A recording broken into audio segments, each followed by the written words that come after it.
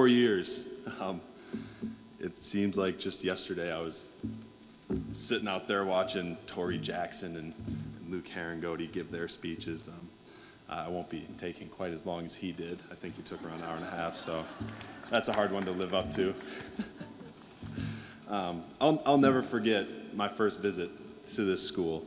It was my freshman year of high school, moving into my sophomore year, and my mom, or I guess I, got a letter in the mail from Notre Dame, kind of one of those blanket recruiting letters that they send out to everybody. But Mom took it really serious, like moms always do, and she said, "We are going to go visit that campus. I've always wanted to see that campus. You're going to go visit." And I did not want to go at all. And I'm sure there are parents out there that realize what it is like to have their kids not want to do something. And I'm so happy she made me go on that trip, because I'll never forget that first feeling I had walking onto this campus and just knowing, even when I was 15 years old, like this is a place for me. This is where I want to be. And it motivated me. It gave me the drive, the devotion, like everything I needed, to push forward, and kind of a goal that I was reaching for, that a lot of people thought wasn't in reach for me as the player that wasn't particularly good at the time. And I mean, this is a great opportunity to thank my parents. Without you guys, none of this would have been possible.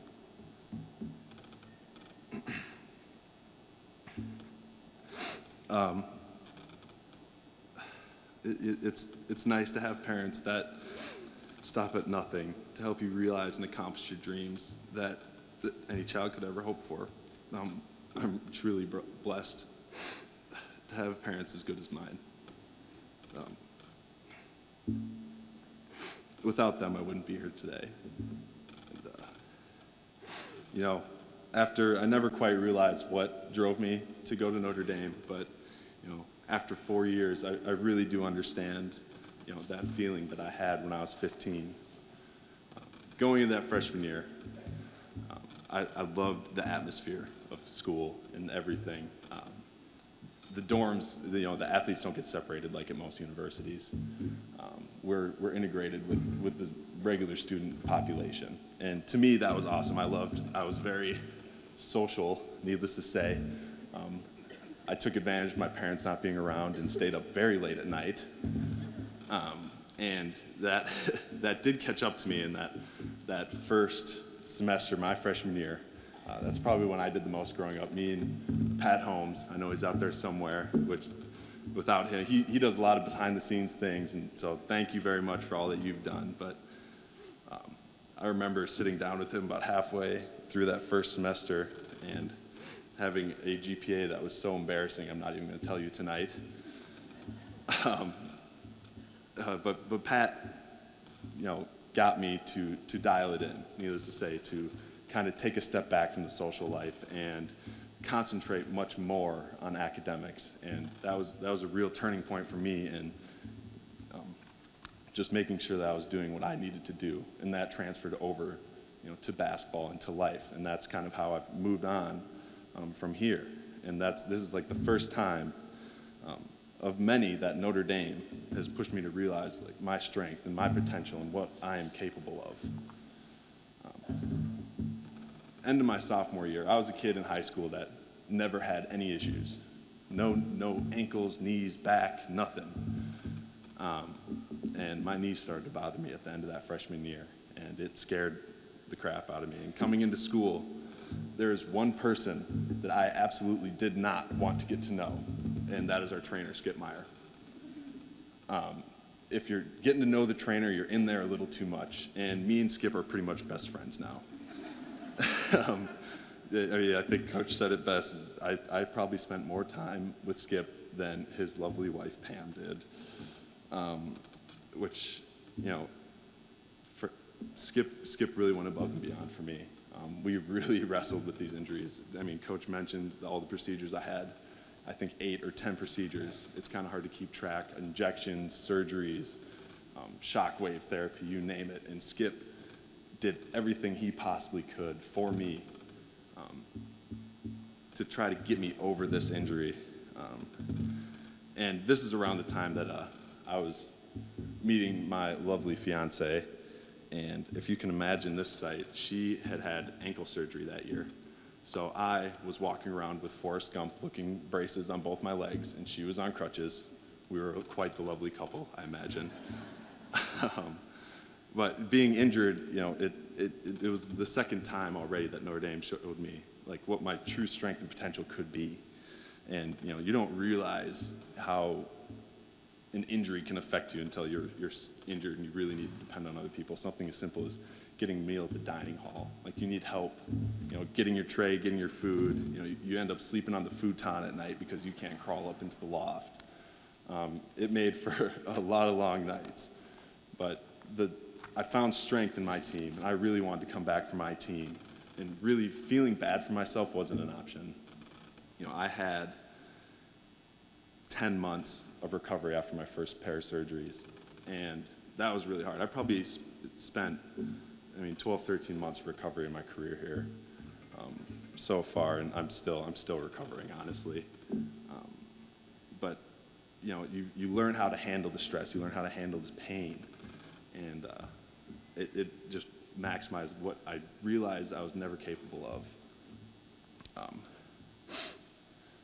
And like I said, this wasn't something I found on my own. It was something I found through my teammates, through my coaches, the support I had through Skip and through the doctors and everyone just kind of being there for me.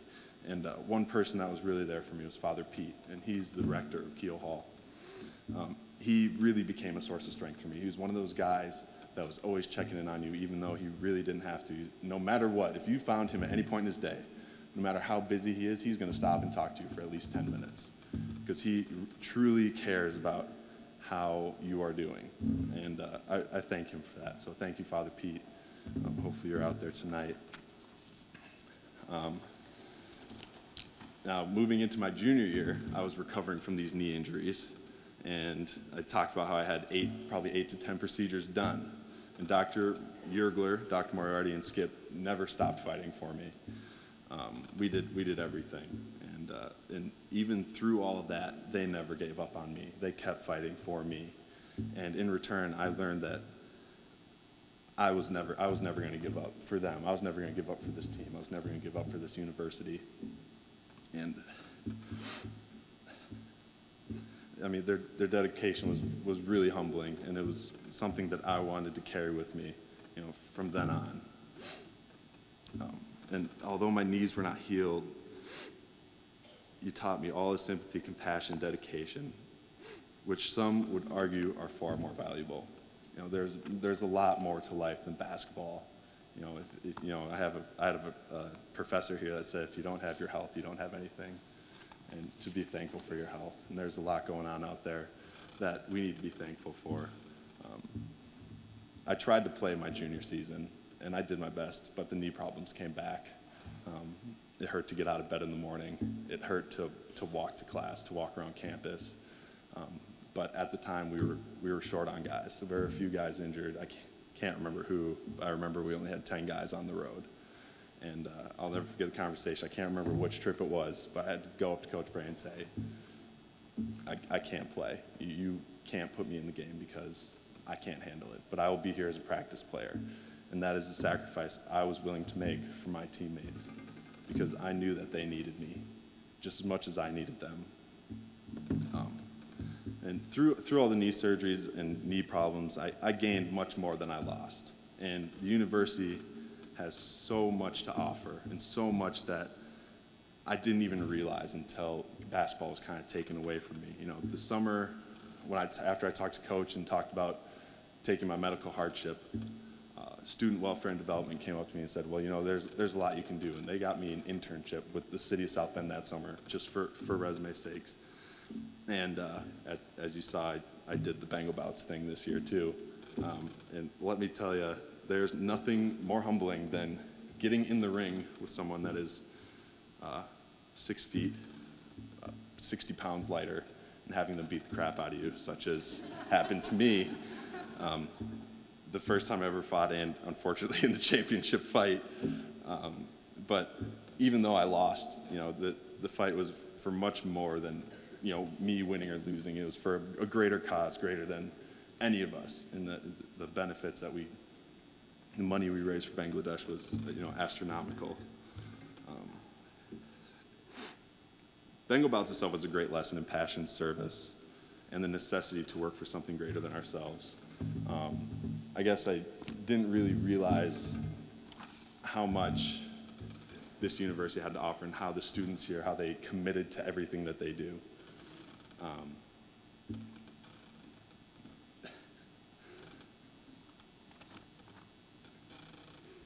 I can't believe this has come far too fast for me, and I'm leaving here soon. I've got a lot of growing up to do. I know I've talked to a lot of you, and a lot of you know my future plans, but in a couple months here I'll be getting married. I'll be starting a new job. I'll be living in a new town with new people and new opportunities. But this campus has prepared me for life outside of these grounds. I remember opening mass freshman orientation. Father Jenkins said to the parents, "You're investing in Notre Dame because we will make your children better, students and intellectuals. In some cases, even better athletes. But what you don't realize, and I promise you, is that when your child leaves here in 4 years, they will be a better person." He couldn't have been more right.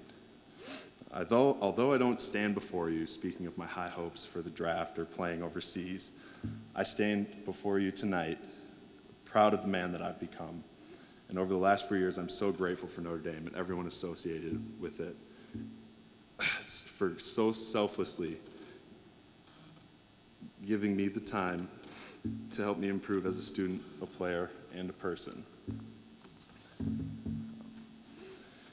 This all started with a feeling when I was 15, and here I am 7 years later. It has been developing to an understanding and appreciation of love for what it means to be Irish. So with that, I'd like to thank the coaches. You guys work hard, and you never gave up on me. Even at the hardest times, you never gave up on me. The coaches' families, obviously, they make a lot of sacrifice. Those guys are gone all the time, and I can only imagine what that is like. Everyone in the basketball office, I really thank you guys. I just thank T-Row for continuing to let me train. Everyone knows that I love the weight room, so that's been awesome. We have some guys that typically don't get thanked, and that's our managers. Our managers do a lot of behind-the-scenes stuff that no one really notices. They make sure we have our socks and all of our gear and all of our shoes, so thank you guys for everything that you've done this year. I'd like to thank the medical staff for the countless hours you put into trying to figure out what is wrong with me. I really appreciate everything you guys did for me. And I'd like to thank my parents again, and my siblings who have been down here for many trips to come visit me and watch games and go to games. So thank you, Mom and Dad. And last but not least, I'd like to thank my lovely fiance, Francie. She experienced it all with me, the good times, the bad times. And I cannot wait to spend the rest of my life with her. So, thanks.